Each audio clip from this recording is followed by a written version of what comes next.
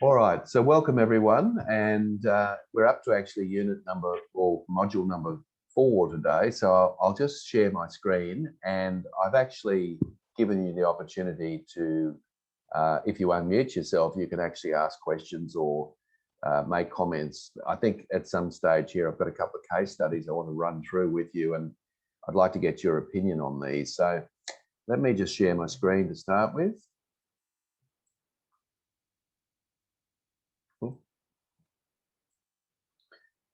All right, and just, whoops. Okay, here we go. All right, so I guess it's another important topic today, because ultimately what we're talking about is this business about being assertive. And often, as I mentioned last time we met 2 weeks ago, that people often confuse assertion with being aggressive. And assertion is actually absolutely critical for dealing with conflict. And it's not being aggressive, and on the other hand, it's not being passive either. So really, part of what I want to do today is pretty much define what that means and how it looks in terms of conflict. So let's have a look at the program and where we're up to. And you'll notice that, of course, we've got through the first 3 units. And the last time we met, of course, we were talking about the whole idea of managing our emotions, and I think I called it regulation of our emotions, and that's easier said than done. But nevertheless, if you're feeling quite emotionally, however, angry, or you're upset or whatever in a conflict situation, then you're obviously not going to be your best self in those circumstances. And that was the reason we covered that and went through that in some detail.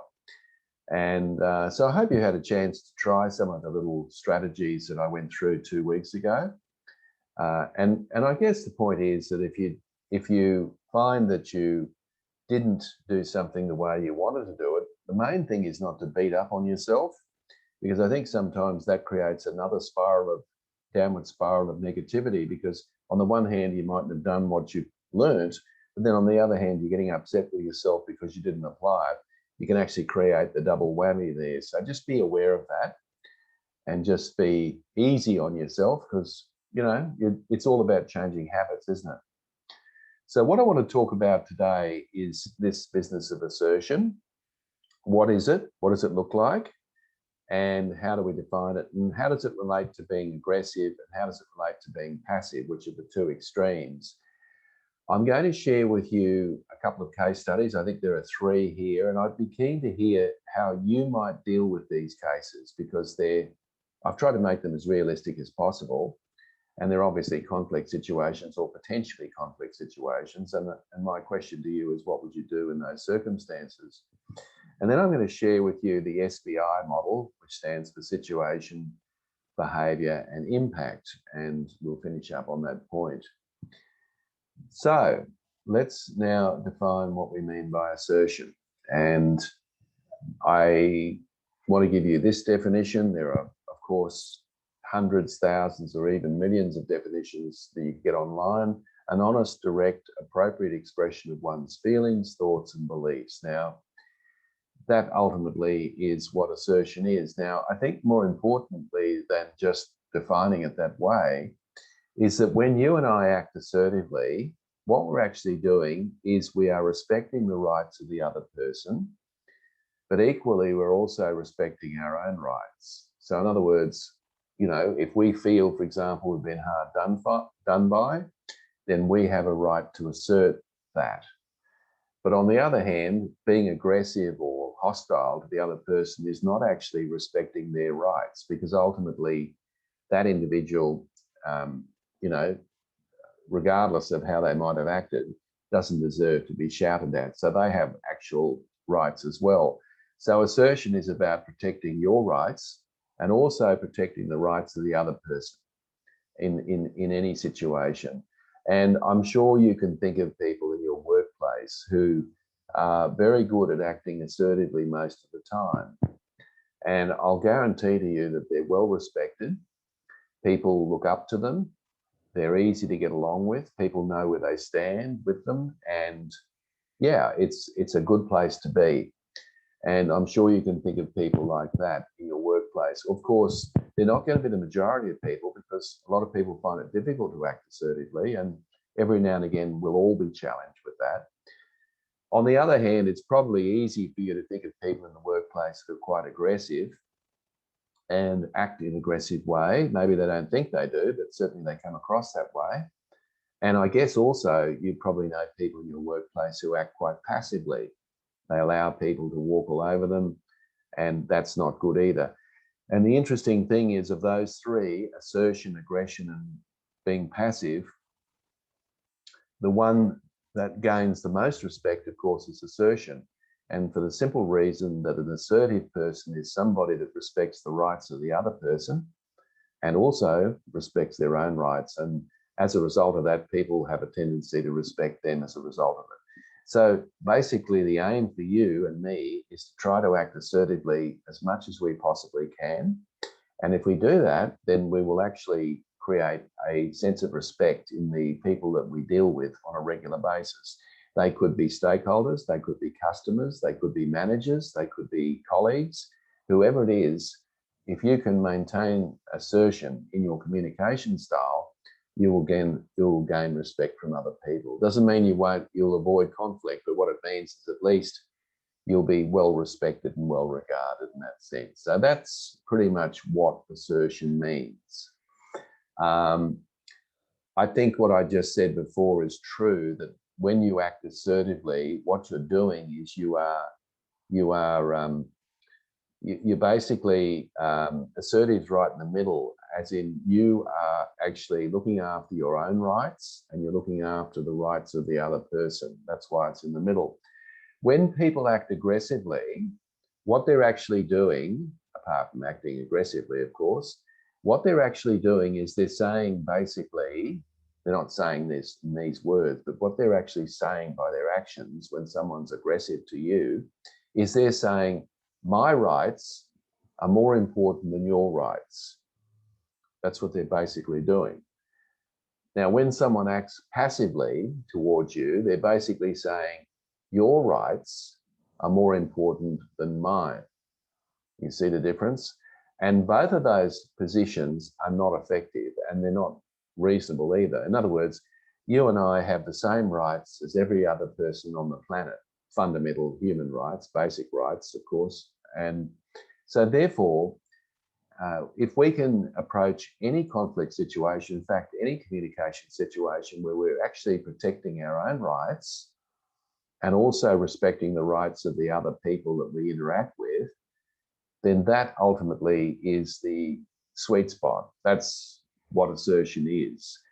And of course, we will all sort of falter at different times, regardless of how good you are at this sort of thing. And, we recognize that. But ultimately, I'll give you an example. If someone has interrupted you in a meeting and you haven't finished making the point that you're making, and that person's actually acting aggressively towards you. In other words, they're basically saying, my rights are more important than yours, and therefore I'm going to interrupt you. An assertive response to that would be to say to the person in a pleasant way, excuse me, I just wanted to finish what I was saying. And so what I'm doing is I'm respecting my rights to say what I need to say, and I'm also respecting the rights of the other person. In other words, I'm not going to just get super aggressive with them. On the other hand, if I wanted to act aggressively when someone interrupted me, then I would probably, raise my voice, point my finger, and probably say, will you shut up for a minute and give me a chance to finish what I'm saying? That would not be assertive. That would actually be aggressive. So basically, they're being aggressive to you and you returned fire and got aggressive back to them.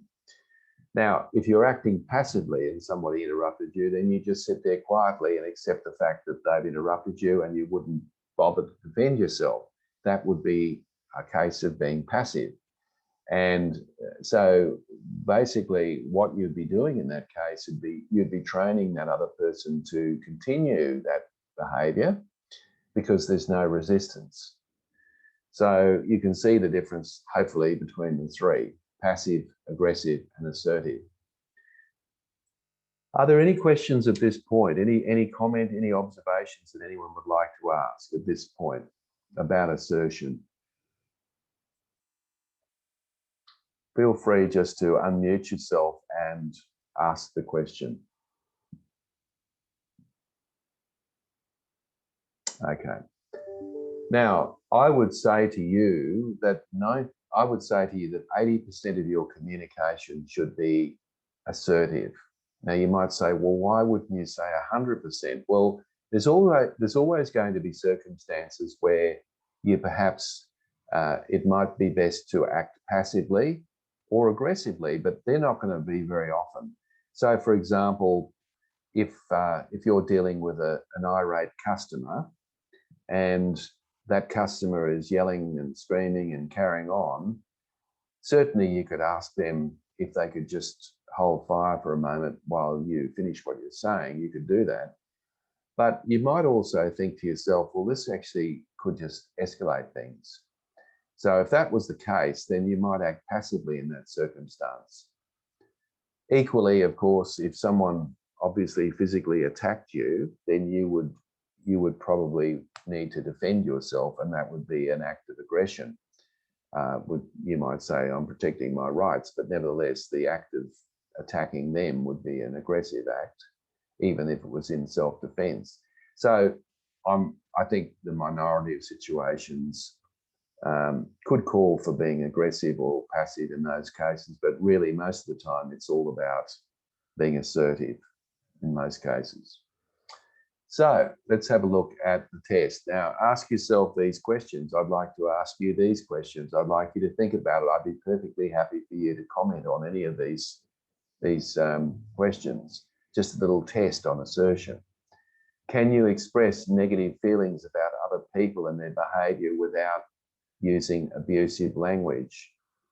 So, you know, as I said before, if someone interrupted you, you'd let them know that they've interrupted you and you'd like to finish what you're saying. That would be the right way to go. But sometimes it depends on the other person. And this is where it gets complicated, of course, because the other person might be someone that you intensely dislike. And you actually get some joy from raising your voice and getting hostile with the other person. So it's not quite so easy because, you know, you've already got some sort of a personality conflict with that person in the first place. So it may not be that easy to do. What about the second one? Can you accept criticism without being defensive? So, for example, if your manager gave you some constructive feedback, or what they thought was constructive feedback, how do you react to that? Well, again, there are other variables involved rather than just, you know, what they said. One variable is, of course, what the criticism actually relates to, but it could also be whether or not you respect that person, whether or not you, you respect their position, and so those things come into play. But of course, one of the best strategies I think you could apply. So, for example, if someone was giving you constructive criticism, and you were finding yourself getting defensive, the best course of action is just to say to the other person, look, leave it with me. I want to give that some thought, what you've said. And I'll give it some thought and I'll come back to you. Now, that gives you time. What you've done is you've created yourself time and space to think through what it was that they said so that you don't overreact. That's a good thing to do. And of course, it's an assertion. It's being assertive, because when you say to people, I'd like to have time to think about that, you're actually asserting your rights to have the time to think about that. You're not obliged necessarily to be responding to someone immediately when they make a comment. So try that one. And then I suggest to you that when you get back to the person, you might say to them, if you disagree with that feedback, you can say, look, I disagree with what you said the other day. And then give a reason why. And it's perfectly valid to do that, because if you disagree with it, you might as well express it, but to do it in a respectful way. But then you might also say to them that there was one thing you did say that really was very useful, and I picked up on, and try and find something positive to comment on, because normally when you look at criticism, it's not all just black and white. And sometimes we can learn things from other people. So for example, I might say to a person who has given me some constructive feedback and I've gone away and thought about it, I might say to them when I came back to them, I disagree with what you said the other day in terms of your criticism because, and then I might say, but one thing I realized is that you drew my attention to something that I wasn't aware of. So what you're actually doing is you're actually letting the person know that you listened completely to the criticism and didn't just react negatively or even just passively and accept it on the chin. So that would work for you. Are you able to stand up for your rights? Now, this is a complex one in number 3, because what actually happens is that it depends on who it is. So, for example, many of us have been socialized into believing that people who are in positions of authority, such as managers, actually have more rights than we do. Well, they don't. But of course, we may think that's the case. Now, a leader doesn't necessarily, another leader doesn't have necessarily more rights than you, nor do you have any more rights than anybody else necessarily. I'm talking about fundamental rights. So, standing up for your rights against someone who might be a powerful figure might be a little more difficult than just understanding that they have the same rights as you. So you might, in that case, be passive and not say anything. So standing up for your rights, I think, is very, very important in certain situations as well. Now, the other thing is some people have been, I know in my case, I've been socialized as a child to listen to the experts and accept that what they say. So I can recall times when, some expert might be explaining something to me, such as a lawyer, and quite frankly, I'm sitting there thinking I don't understand anything that they're saying because it's not in plain English. But because I might feel that it's not my place to ask questions or to get corrections from, to get clarification, I may not do that. So I'm acting passively in that case and just accepting whatever they say. But I have a perfect right, of course, to question a professional on what they're saying. I know, for example, I have a perfect right to say, look, I don't understand what that means. Can you explain that to me, please, in language that I understand? That's a perfectly valid thing to say, because every professional's got their own sort of language and their own way of saying things. So that would be a perfect right of mine to do that. But obviously, if I had the upbringing that maybe it's not my place to sort of question people who are experts, I may be less inclined to assert my rights and ask people to be clear about what they're doing. So a lot of our upbringing and a lot of what we've been taught at school and all the rest of it has quite a bearing on this. Number 4, are you able to refuse unreasonable requests from friends, family, and co-workers? This is an interesting one because are you more assertive with your friends than you are with, say, your work colleagues? It's quite interesting. For example, if a friend of yours came up to you and said to you, can you loan me $100? And quite frankly, you're in a position where you can't really do that for whatever reason. Of course, asserting your rights in that case would be to say, look, I can't, I'm sorry, I don't have $100 to loan you at this stage. That would be assertive if in fact that was the case. And of course, if you're acting passively in that case, you might be thinking to yourself, oh, well, their rights are more important than mine, or their priorities are. And then of course you might give them that $100, but you might think to yourself, well, you might feel quite angry about that because you know it's extremely inconvenient for you. So sometimes, ironically, with our friends, we can actually be less assertive than we are with strangers. And this is very interesting, and it could be vice versa. With our friends, we can be quite assertive because we might work on the basis that we know them well, but they will understand us, and if we assert ourselves, they will not be offended because they know who we are. On the other hand, with strangers, we might have the view that because they're strangers, they don't mean anything to us, and I can feel very comfortable to stand up for my rights. So, you get an annoying phone call and you simply let the person know that it's very inconvenient for them to ring you at this time, and you hang up, which is perfectly within your rights to do. So you might find that easier than perhaps the example I gave earlier with a friend. So you might want to think, am I more assertive with people I know, or am I more assertive with people I don't know? That's an interesting question for you to ponder. And number 5, do you have the confidence to ask for what is rightfully yours? Now, of course, it's always a judgment about what's rightfully yours, but it's you have a perfect right to ask for those things when So, for example, if you were sitting in a seat and you went to the bathroom and you came back and someone had taken your seat, then it would be reasonable for you to indicate to the other person that you were sitting there and that, I'd appreciate it if I could get my seat back, which would be quite assertive. Now, the other person may get upset about that, they may not, that's their choice, but ultimately that would be a case where it is basically something that is rightfully yours at the time, and you'd have a right to ask them to move. So, folks, any questions about any of those? I mean, there's many other questions that I could ask you around that, but I think the most important thing to think about now is when am I challenged with this assertive behavior? Is it based on things, or is it based on people? There's 2 parameters. So, for example, some people have a lot of trouble accepting compliments, even that. So someone says to you, "Oh, that's a nice shirt you've got on today," and you might then retort with, "Oh, this old thing, I just dragged it out of the cupboard."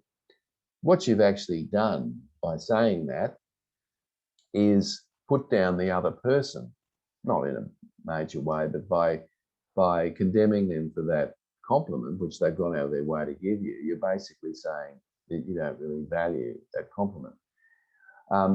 So, of course, the assertive thing to do when someone's giving you a compliment is to say thank you. That's all you need to say. How do you find that? So things meaning situations. So some people find certain situations difficult to assert rights. And in other cases, people find it difficult to assert rights depending on who it is that's making the comment. And we all have pockets of that we need to work with. So I think the first thing to do is to recognize where you might have difficulty being assertive. All right, so any questions, comments, observations, just unmute yourself. I'm happy to hear what you've got to say about that.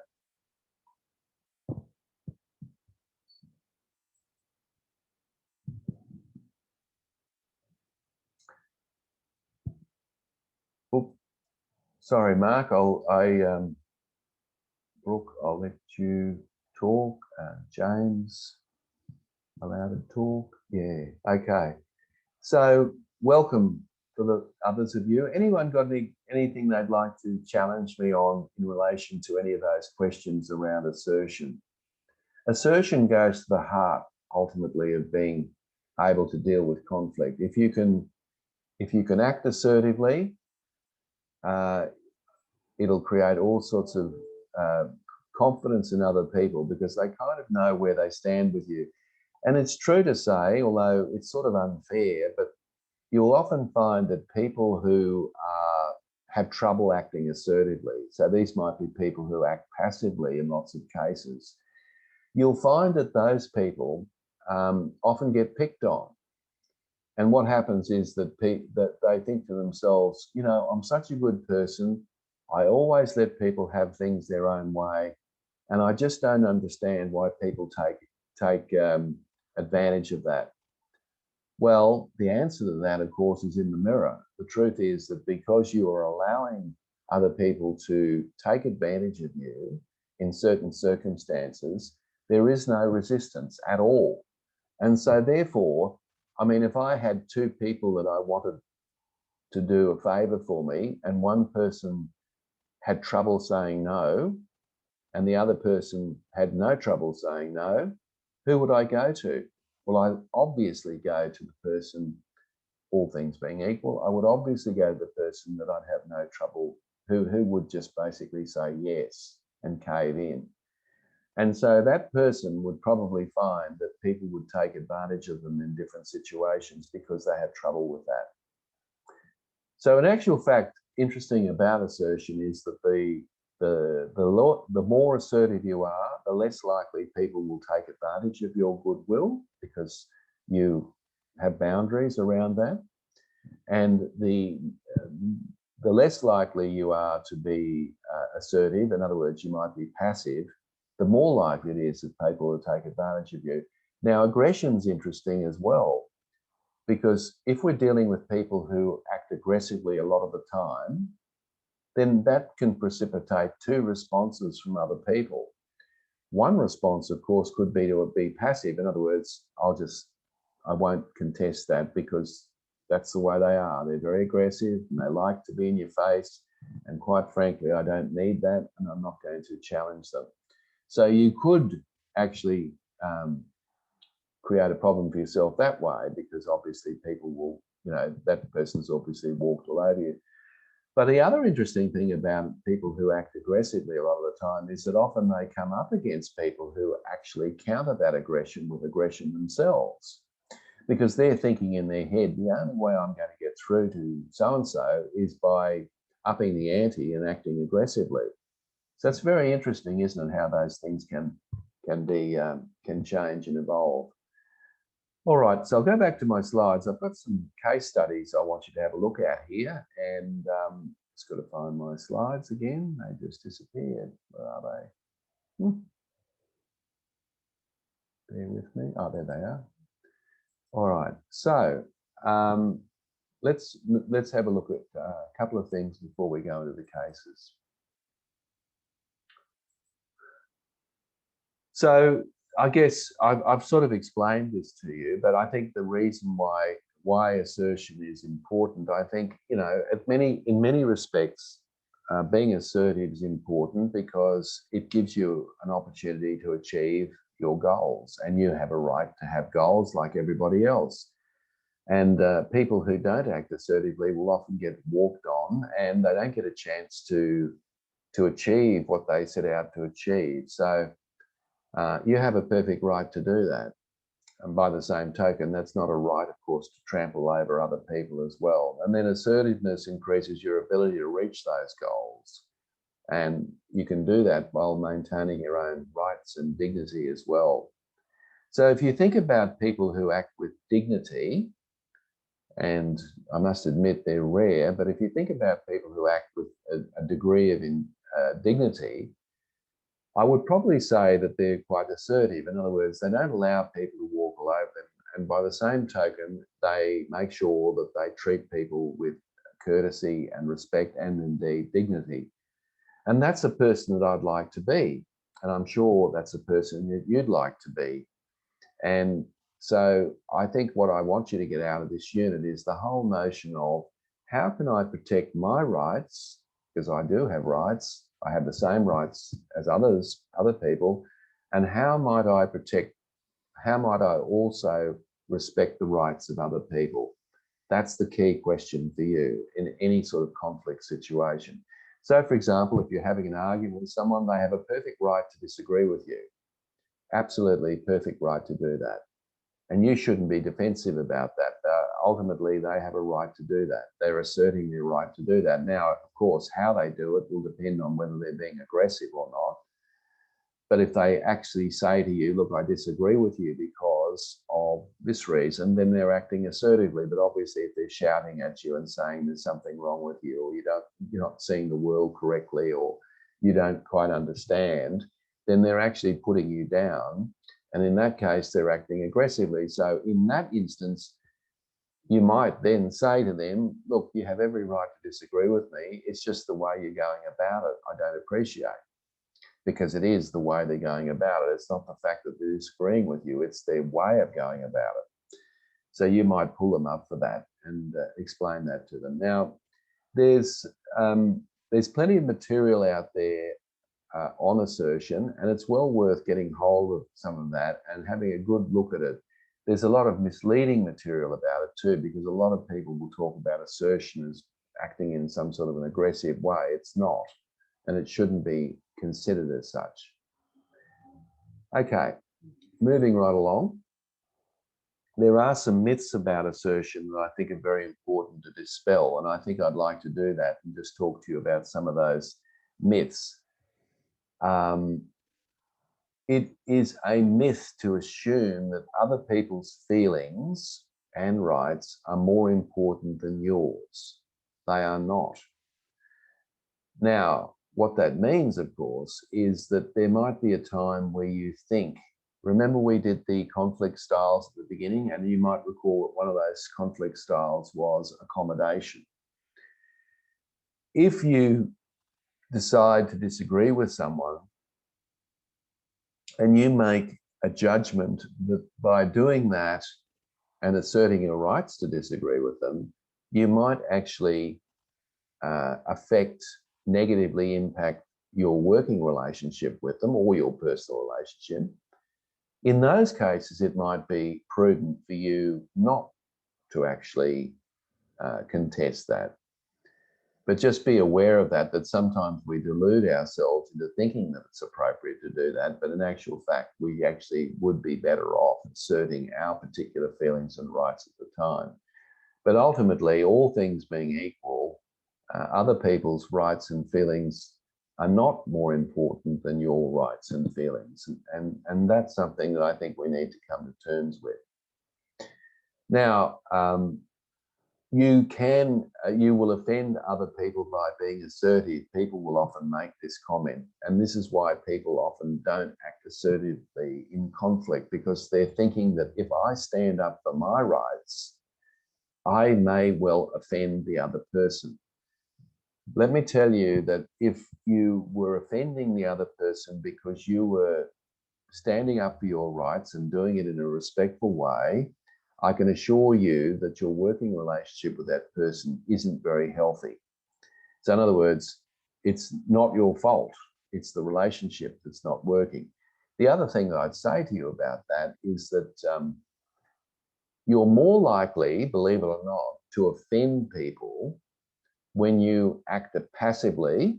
So you decide not to contest a point of view, and then that person finds out later that you had a strong view that was counter to their view.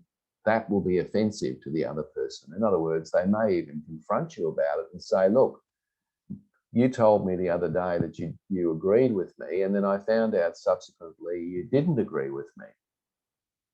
Now that's a problem, because, you know, they're going to argue and may even accuse you of being a hypocrite.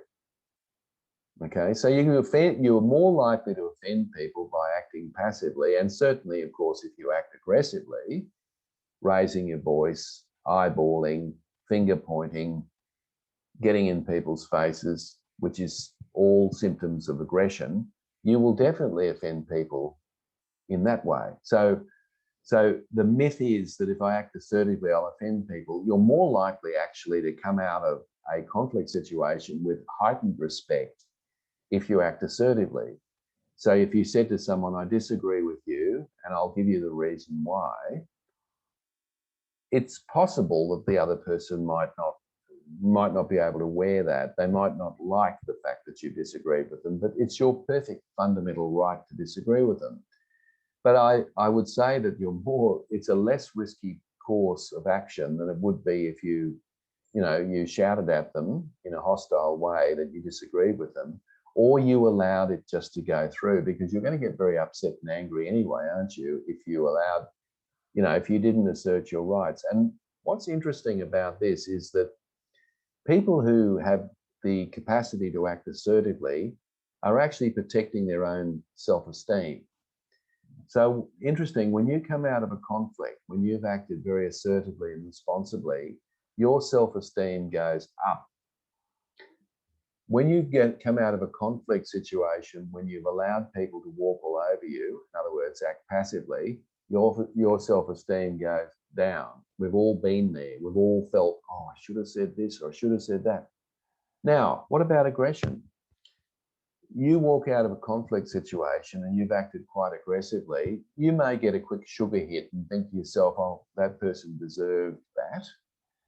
But you'll get a feeling, an empty feeling in the pit of your stomach, and it'll probably suggest to you that maybe I shouldn't have said this. Or when you start to think about it in a little bit more objective sense, you might think I shouldn't have gone there. Your self-esteem goes down. So if you're trying to protect your self-confidence and self-esteem, the best way to do it is to actually act assertively, if that makes sense. Okay. So what are the things that stop us from being assertive? There are a couple of things that I'm sure you would be able to relate to, because we've all been there. One of them is the fear of change. So you might think, well, hang on a minute, I've never really been terribly assertive with my boss. And all of a sudden, if I start standing up for my rights, he'll see this change in me and think I'm some sort of a hypocrite. All right. In actual fact, what will happen is that they will have a renewed respect for you for standing up for your rights. Actually, it'll work the other way. You'll be surprised. Another reason that might prevent you from being assertive is the refusal to admit submissiveness. So, just if you're being submissive, you may feel that it's the right thing to do. But if you're annoyed about that, or you have a funny feeling about giving in to the wishes of other people, then my suggestion is that you've probably acted incorrectly in the circumstances. And we've all done that in different cases. And you can change your mind about this too. Assertion also does suggest that you can change your mind. So, for example, you might say to someone, look, yesterday I should have spoken up and I didn't. I've gone away and thought about it, and quite frankly, I disagree with it and I don't want to accept that. You can do that and it's not a problem in the sense, a person might say, oh, well, you're chopping and changing. Say, well, I've thought about it and I've changed my mind, and that's my right, which it is, of course. Of course, there could be a fear that you'd ruin a relationship by standing up for your rights. But if you look at any healthy, robust working relationship, or indeed personal relationship, look at any healthy relationship and you'll see two people who feel comfortable being assertive in the right circumstances. And, if somebody's always being submissive to the other person, or if someone is allowed to continue to be aggressive in a working relationship or a personal relationship, that's not terribly sustainable. So it won't ruin the relationship. In fact, if anything, it'll strengthen the relationship for you to stand up for your own personal rights. And you just might lack confidence, of course, in how to go about that. But I think the only way to get the confidence is to practice. Just go out of your way each day to make a little progress around how to communicate assertively. You'll find that that is the right thing to do. So that certainly is something that you can do. Assertive rights. I want you to have a think about these things, because I wanted to make it clear that when I said before that when you communicate assertively, you're basically saying, I have rights and you have rights. Well, what are your rights? Well, you have a right to be assertive to start with. That's absolutely the case. You do have a right to be assertive. And you have a right to request that other people change their behaviour if they're infringing on your rights. You have a perfect right to do that. You also have a right to express your needs, even if they are illogical, right? Now, that might test some of you. So even if your needs are illogical, you still have a right to assert those needs. With every right, there's a responsibility. Now, I haven't talked about this. The ultimate thing is that these rights are your rights, but the responsibility, of course, is to treat other people with dignity and their rights as the right way as well. So So as I say there at the bottom, responsibilities are attached to all those rights. All right, so hopefully I've given you some context around assertive communication and what it means, how you can use it, and when it's applicable. Let's have a look at a couple of cases, and I'm going to ask you to think about how you might respond to this. So let's have a look at case number one.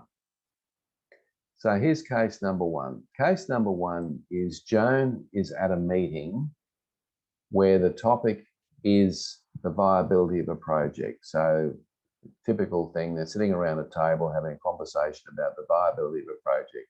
She's been working on this project for 3 months straight, right? And people are now debating whether or not the project is useful or not. She's not said a word for the last hour. So she's basically sat there passively listening to the toing and froing of people around the table about this project. Suddenly she jumps up and accuses you of cancelling the project based on personal dislike. So she's now personalizing it. She's now saying to you, I think you want to cancel this because you have got something against me. So the question I'm asking you now in that conflict situation, what would you say to Joan? How would you respond to Joan? So would anyone like to just unmute themselves? I think I've given everyone a chance to, yeah. So would anyone like to what would you do in that case? How would you respond to Joan? So she's accused you of personal dislike as a reason for abandoning the project.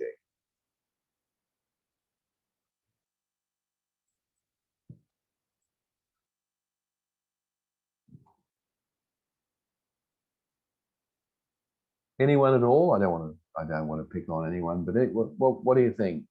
How would you respond to that? Just unmute yourself. Just go to the bottom. You'll find a little button there. Click on it to unmute yourself and tell us what you do in this circumstance. How would you deal with Joan?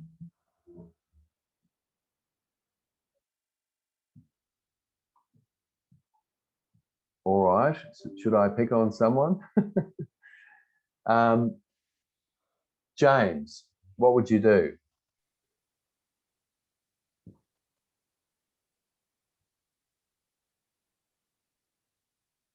No, you're asserting your right not to respond. Fair enough. Mark, what would you do?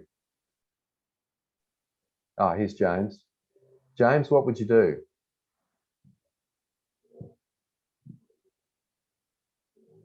No. Mark, what would you do in those circumstances?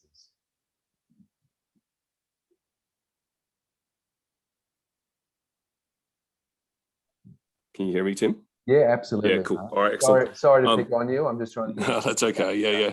I don't know, so I'm an engineer, so I'm kind of, I jumped to solutions to try fixing it. So I guess one of the things I'd say would be, okay, Joan, can you explain to me why you think that is the case? And from my point of view, it's not the case. And, being an engineer, I want to put a logical argument together one way or the other. So I don't know, that's, I guess, being assertive in trying to solve the problem, but often that doesn't necessarily come across the right way either. Look, I think what you're doing there is you are buying yourself time and space to think about how you might respond by asking that person to explain. I don't think that's a bad strategy, but ultimately, at some point, you're going to have to indicate to Joan that it's not a personal issue at all, and that I'm looking at this very much from an objective point of view. So at some point, you're going to need to say that, because I'm assuming that that is the case. But I think there's nothing wrong with you doing that. In fact, because this is out of the blue, she's just jumping up and saying this. So it's perfectly reasonable for you then to jump in and ask a question of clarification. But ultimately, what you're trying to do is, I mean, you have a right to defend yourself. You're not making it, and you haven't, it doesn't look like you've even made a decision here. She's getting defensive because she thinks, and you can understand it from her point of view, she spent 3 months on this thing. She's taking it personally. She feels it's going to be axed, and she's having a go at, and of course, in this case, she's acting quite assertively. You have a perfect right, of course, to indicate to her that she's incorrect in making that judgment, that in fact she has a perfect right to say what she wants. So James, yeah, got it. James just said that you can't unmute. Sorry, I thought I gave everyone a chance. I can control everything in this end, but James just said I'd let her know it's not personal and direct the conversation back to the business reason at hand. Excellent, James. That's exactly the right answer, I think. Now, does that mean she'll accept it? Don't know. But the bottom line is, if I don't do that, I'm not asserting my rights because it's not personal in your case, or we can assume it's not. So I think, James, you're absolutely right. Absolutely. I'll just see if I can unmute you at this end. Okay. No, I don't know what's going on there. Anyway, thank you. Anyone else? Brooke, what would you do? How would you deal with it? Can you unmute yourself, or do you want to just go and chat and just tell us what you do? No? Okay. Kaylee and KC, what would you do? How would you deal with something like this where you're being attacked for taking it personally? No? Okay. Yeah, so the other opportunity, we've got a Q&A happening here. So let's see what we've got in Q&A. Okay. No, nothing. Okay. All right. These get progressively more challenging, folks. So here's another one. I've only got 3, but I thought 3 is enough. So here we go. Here's something that might happen in your office or wherever. The copier has been broken for 2 days. So the photocopy is broken down for 2 days, okay? Sam asked the administration assistant to call in for repairs several times for no effect. So basically, Sam has said to the receptionist, could you get a person in, please, and repair this? And Sam's done it several times, not once, several. All right. He says nothing and calls the repairer himself. So ultimately, his rationalisation might be, well, it's like James said, I'm a problem solver. I'll just go and I'll call the repairer myself. After all, he thinks she's probably too busy typing up the report he gave her this morning. All right. So that's, he's rationalizing that she's too busy. Now, the key point here is, how does Sam approach the admin assistant?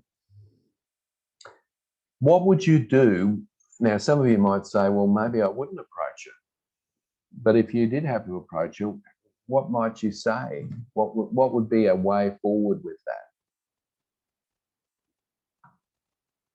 Sorry, it was Mark that was talking about logical reasons before. So how might you approach her? Of course, if you acted passively in this case, what you're basically saying is, oh, well, let sleeping dogs lie. It's fixed now, no problem. And of course, the admin assistant is none the wiser, even though, of course, you're angry with her. That's the truth of it. You're angry with them because basically you have asked them to do something more than once.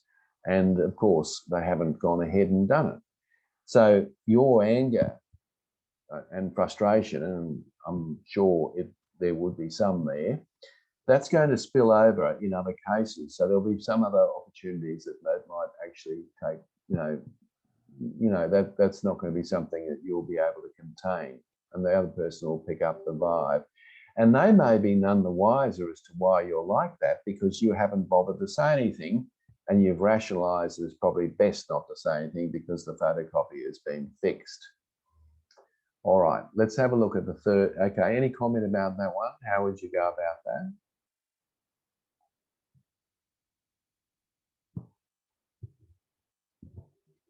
Okay. Okay.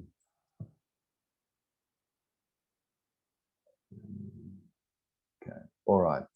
So let's look at the last one.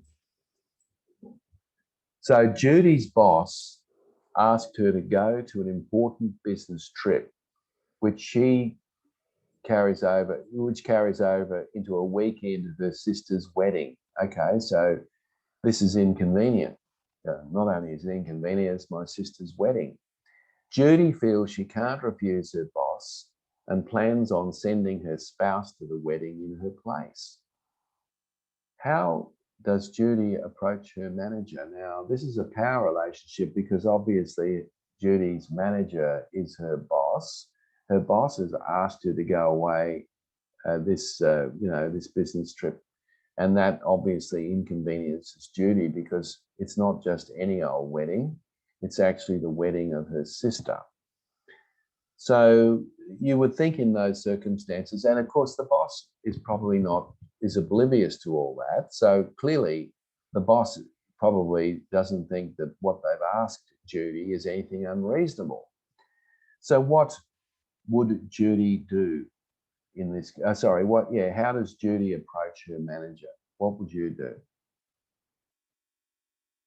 And of course, as I said before, if you're acting passively in this case, what you would actually do is you would do nothing.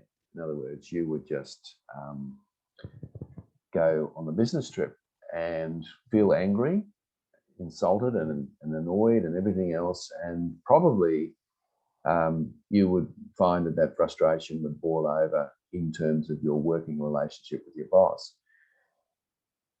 So you probably say to your boss, look, I've got my sister's wedding's coming up on the weekend, so it really isn't possible for me to go on that trip.